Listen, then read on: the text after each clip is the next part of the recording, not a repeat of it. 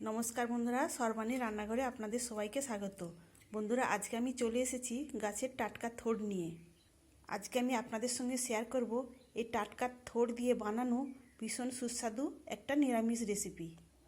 আজকের এই রেসিপিটা নিরামিষ দিনে গরম ভাতের সঙ্গে খেতে কিন্তু দুর্দান্ত লাগবে।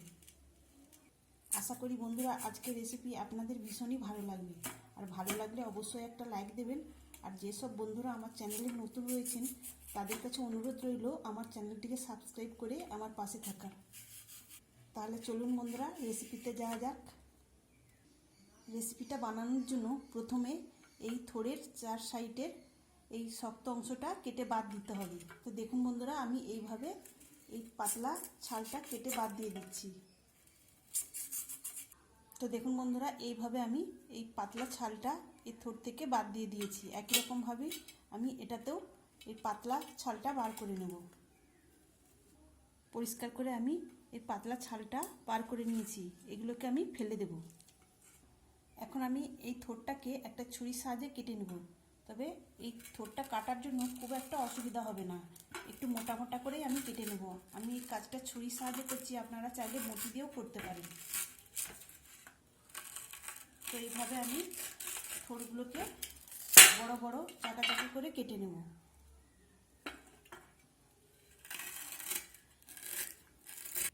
আমি সমস্ত থোড় বন্ধুরা দেখুন এইভাবে কেটে নিয়েছি। আর এই থোড়ের কাটার ফলে যে একটা সুতোর মতো বের হয়েছে এটাকে বাদ দিয়ে দিতে হবে। এইভাবে আমি সমস্ত থোড় থেকে এই সুতোর মতো অংশটা এইভাবে বাদ দিয়ে দেবো।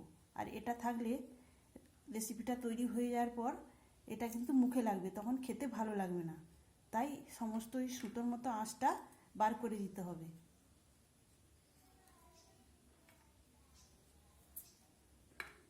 এখানে দেখুন বন্ধুরা, সমস্ত সুতোর মতো আঁশটা আমি বাদ দিয়ে দিয়েছি। আর এখন আমি এই থোড়গুলোকে পরিষ্কার করে ধুয়ে নিয়ে খুব ভালো করে সেদ্ধ করে নেব। কেটে রাখা থোড়গুলো পরিষ্কার করে ধুয়ে নেওয়ার পর আমি হলুদ আর নুন দিয়ে খুব ভালোভাবে সেদ্ধ করে নিয়েছি। এখন আমি এই থোড়টাকে মিক্সিতে পেস্ট করে নেব। এখানে আমি সব সেদ্ধ থোড়টা দিয়ে দিয়েছি, আর এর মধ্যে জল দেওয়া যাবে না। থোড়টাকে আমি জল ছাড়াই সুন্দর করে পেস্ট করে নিয়েছি। এখন এটাকে সরিয়ে রেখে একটা মশলা বানিয়ে নেব। মশলা বানানোর জন্য এখানে আমি নিয়েছি 1 চা চামচ সাদা সরিষা আর হাফ চা চামচ কালো সরিষা, 2টো কাঁচা লঙ্কা, আর নিয়েছি কিছুটা কাজু। কাজুটা আমি ছোট করে ভেঙে নিয়েছি। তবে বন্ধুরা আপনারা যেমন ঝাল খেতে পছন্দ করবেন সেই মতো কাঁচা লঙ্কার পরিমাণটা বাড়িয়ে কমিয়ে দেবেন। এখন আমি এগুলোকে বেটে নেব। মশলাটা আমি শিলে বেটে নিয়েছি। এখন আমি এই থোড়টা রান্না করে নেব। রান্না করার জন্য গ্যাস অন করে একটা কড়াই বসিয়ে দিয়েছি। আর এই কড়াইয়ের মধ্যে দিয়ে দিচ্ছি সরিষার তেল। এখন এই তেলের মধ্যে দিয়ে দিলাম শুকনো লঙ্কা আর দিয়ে দিলাম কালো জিরা।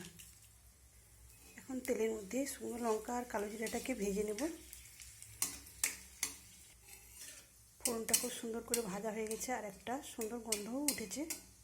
এখন আমি এর মধ্যে দিয়ে দিলাম সে বেটে রাখা থোড়। এখন ফোড়নের সঙ্গে এই থোড়টাকে খুব ভালোভাবে নেড়ে চেড়ে নিতে হবে। আর গ্যাসের ফ্লেমটাকে এখন হাই করে দিতে হবে, কেননা এই থোড়ের মধ্যে প্রচুর জল রয়েছে।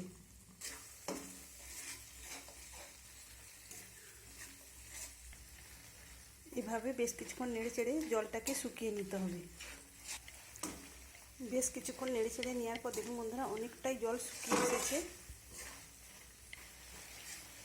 এখন আমি এর মধ্যে দিয়ে দেবো বেটে রাখা মশলা। মশলাটা দেওয়ার পর আমি আবারও ভালো করে নেড়ে চেড়ে নেব। আমি এর মধ্যে লবণ আর হলুদটা দিলাম না, কেননা থোড়টা সেদ্ধ করার সময় আমি পরিমাণ মতো লবণ আর হলুদ দিয়েছিলাম। যেহেতু নিরামিষ রান্না তাই সামান্য চিনি দিলাম।